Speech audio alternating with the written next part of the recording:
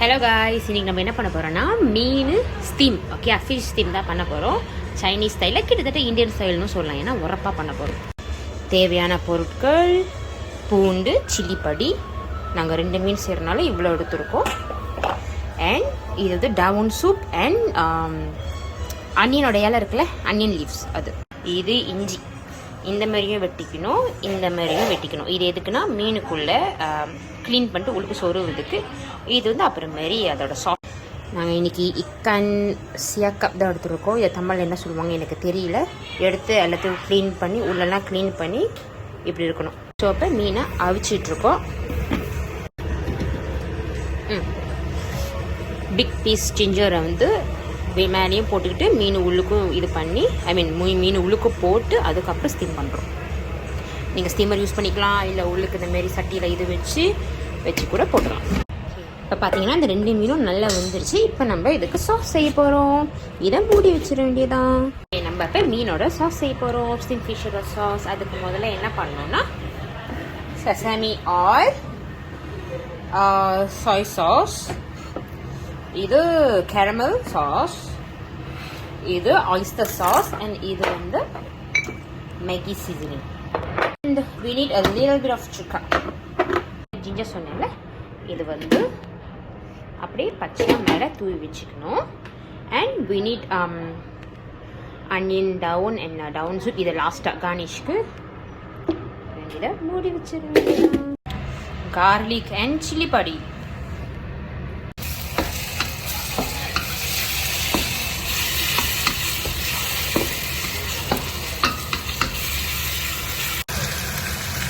Okay, sesame oil.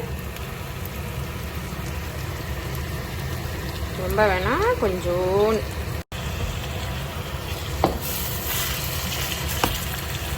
Okay, கிச்சப்பக்காய். இது வந்து கொஞ்சோண்டு தான் ஜஸ்ட் கலர் கொடுக்கறதுக்கு. ஓகே, இப்போ வந்து லைட் சாய் சாஸ். கிச்சப். இது நீங்கள் நிறையாவே ஊற்றிக்கலாம். உப்பு இப்போ ஆட் பண்ணக்கூடாது, கடைசியாக தான் ஆட் பண்ணணும். ஏன்னா எல்லா கிச்சாப்லேயும் வந்துட்டு உப்பு இருக்கும். ஸோ கடைசியாக தான் பத்தலைன்னா ஆட் பண்ணிக்கணும். இப்போ வந்து ஆயிஸ்டர் சாஸ்.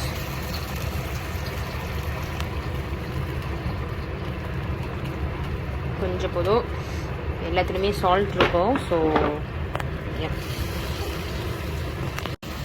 சுக்கா என் இதையும் வந்து லாஸ்ட்டாக போடணும். இது வந்து சீசனிங்க்கு. இது வந்து சுக்கா போட்டு கொதிக்க வைக்கக்கூடாது. ஸோ லாஸ்ட்டாக போடணும். என்ன பண்ண போகிறோம், கொஞ்சம் ஆயிலில் தண்ணி ஊற்ற போகிறோம். இல்லை 2 மீனில். ஸோ நம்ம சாஸும் ரொம்ப ஊற்ற முடியாது, ஏன்னா உப்பாயிரும். ஸோ தண்ணி ஊற்றிக்கிறோம். ஏன்னா 2 ஃபிஷ்ன்றனால அந்த கிரேவி நிறையா இருந்தால் தான் தொட்டு சாப்பிட்றதுக்கு, சோறில் போட்டு சாப்பிட்ற நல்லாயிருக்கும்.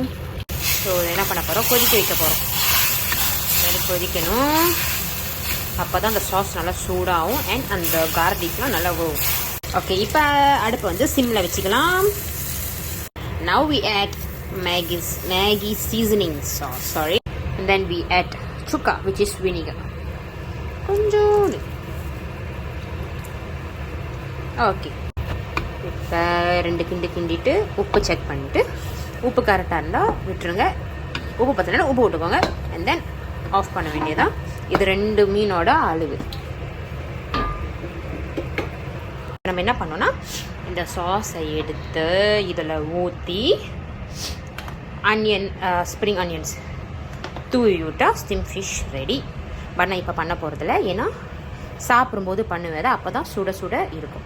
இப்போ நீங்கள் வச்சுட்டு சாப்பிடும்போது திரும்ப அடுப்பை ஆன் பண்ணி விட்டு இதை கொதிக்க விட்டுட்டு அண்ட் தென் நீங்கள் பண்ணிங்கன்னா ஸ்டீம் ஃபிஷ் சுட சுட தான் சாப்பிட்ணும், இல்லை நல்லா இருக்காது. So we are done. Okay, இப்போ என்ன காட்ட போகிறேன்னா பேபி கைலான் ஸ்டர் ஃப்ரை. அதுக்கு வந்து பேபி கைலான் எடுத்திருக்கேன், ப்ரோக்கோலி அண்ட் மஷ்ரூம் இந்தமாரி வெட்டிக்கணும். ஓகே, சைனீஸ் வெஜிடபிள்ஸ் ஃப்ரைக்கு we need only 2 ingredients, which is sesame oil, Maggi seasoning and garlic. garlic வந்து இந்த மாதிரி வெட்டிக்கணும். வெறும் garlic தான், இதுக்கு சில்லிலாம் எதுவுமே போட மாட்டோம், பிகாஸ் இது சைனீஸ் ஸ்டைல். அதில் ஆயில், garlic,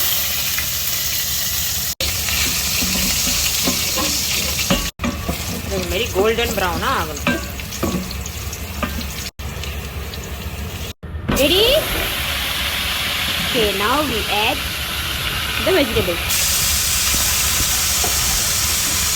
இப்போ இது என்ன பண்ணோம்னா அடுப்பை லோவில் வச்சுட்டு இப்படி மூடிட வேண்டியதான். அதை எல்லாம் வந்து சுருங்குற வரைக்கும் வெயிட் பண்ணணும். ஸோ நான் திரும்ப வரேன். ஓகே, இப்போ கீரை வந்துருச்சு. நம்ம வந்து சிசமே ஆயில் கொஞ்சோன்னு ஊற்றிக்கணும். ரொம்ப ஊற்றக்கூடாது, கொஞ்சோன்னு ஊற்றணும். And then Maggi seasoning. இது வெறும் 2 ingredients தான். ஊற்றிட்டு நல்லா ஸ்டர் ஃப்ரை பண்ணணும். ஓகே, இப்போ கொஞ்சோண்டு சால்ட்.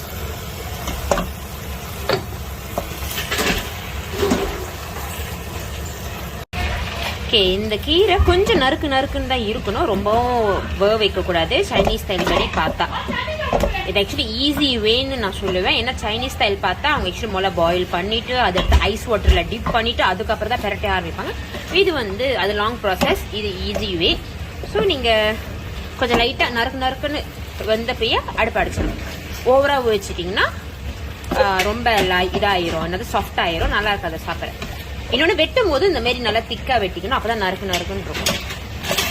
அண்ட் பேபி கைலாண்ட் ஸ்டர் ஃப்ரை ரெடி. அந்த சாஸை ஊற்றியாச்சு. இப்போ லாஸ்ட் டச்சாக கொஞ்சம் spring onion. And that's it. அவர் ஸ்டீம் ஃபிஷ் இந்தியன் ஸ்டைல் வரப்பா ரெடி ஆச்சு.